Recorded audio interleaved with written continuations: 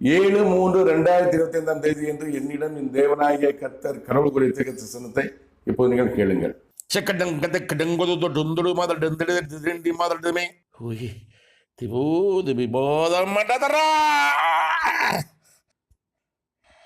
Vladimir Putin அவனுக்கு விரோதமாகவே நான் என் கரத்தை நீட்டிக் கொண்டிருக்கிறேன்.